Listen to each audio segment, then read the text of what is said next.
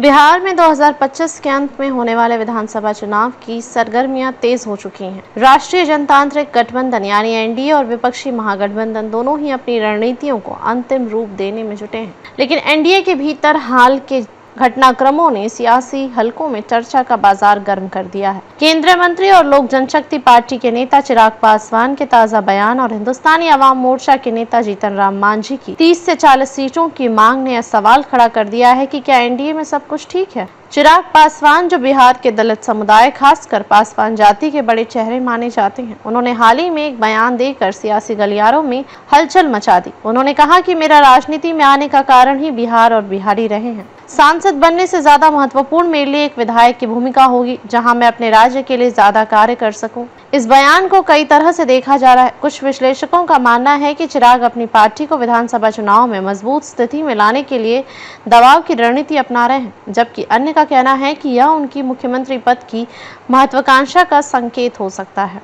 चिराग का यह बयान इसलिए भी अहम है क्योंकि 2020 के विधानसभा चुनाव में उनकी पार्टी ने एनडीए से अलग होकर चुनाव लड़ा था और जदयू को भारी नुकसान पहुंचाया था। उस समय चिराग ने नीतीश कुमार के खिलाफ तीखा हमला बोला था और उनकी नल जल योजना में भ्रष्टाचार के आरोप लगाए थे। हालांकि 2024 के लोकसभा चुनाव में चिराग ने एनडीए के साथ गठबंधन किया और उनकी पार्टी ने 5 सीटों पर 100% स्ट्राइक रेट के साथ जीत हासिल की।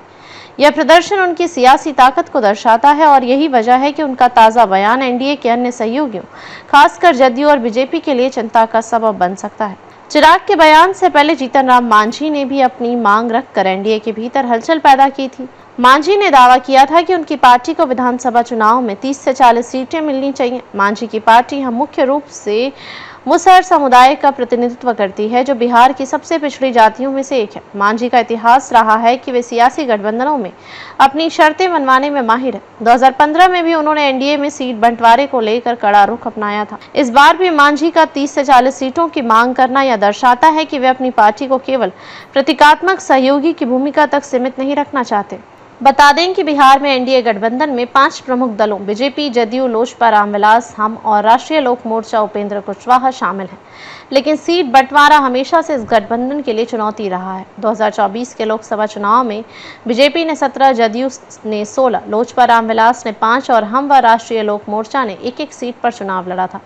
लेकिन विधानसभा चुनाव में 243 सीटों का बंटवारा इतना आसान नहीं होगा, क्योंकि हर दल अपनी ताकत और प्रभाव को विधानसभा चुनाव में बढ़ाना चाहेगा। चिराग और मांझी के हालिया बयान इस बात का संकेत है कि सीट बंटवारे को लेकर एनडीए में पहले से ही खींचतान शुरू हो चुकी है। चिराग ने स्पष्ट किया है कि सीटों की संख्या गठबंधन के भीतर तय होगी, लेकिन उनकी मंशा 100% स्ट्राइक रेट बढ़ाए रखने की है। दूसरी ओर मांझी की मांग से बीजेपी और जदयू पर दबाव बढ़ेगा, क्योंकि दोनों बड़े दल अपनी सीटों से ज्यादा कटौती के पक्ष में नहीं होंगे। जहां एनडीए के भीतर तनाव के संकेत दिख रहे हैं, वहीं महागठबंधन अपनी एकजुटता का दावा कर रहा है। हाल ही में पटना और दिल्ली में महागठबंधन की बैठकों में सीट शेयरिंग और मुख्यमंत्री पद के चेहरे पर चर्चा हुई। राष्ट्रीय जनता दल ने तेजस्वी यादव को सीएम चेहरा बनाने की मांग रखी है, जिसे कांग्रेस और अन्य सहयोगी दलों ने सकारात्मक संकेत दिए हैं। महागठबंधन का यह एकजुट चेहरा एनडीए के लिए चुनौती बन सकता है, खासकर तब जब एनडीए के भीतर सीट बंटवारे और नेतृत्व को लेकर मतभेद उभरे हों। चिराग पासवान ने भी महागठबंधन में दरारों का जिक्र करते हुए कहा था कि विपक्ष में वर्चस्व की लड़ाई चल रही है, लेकिन उनकी यह टिप्पणी उल्टी पड़ सकती है। अगर एनडीए अपनी एकता को मजबूत नहीं कर पाया तो चिराग पासवान के लिए एक और महत्वपूर्ण घटनाक्रम उनके चाचा पशुपति कुमार पारस का एनडीए छोड़ना रहा।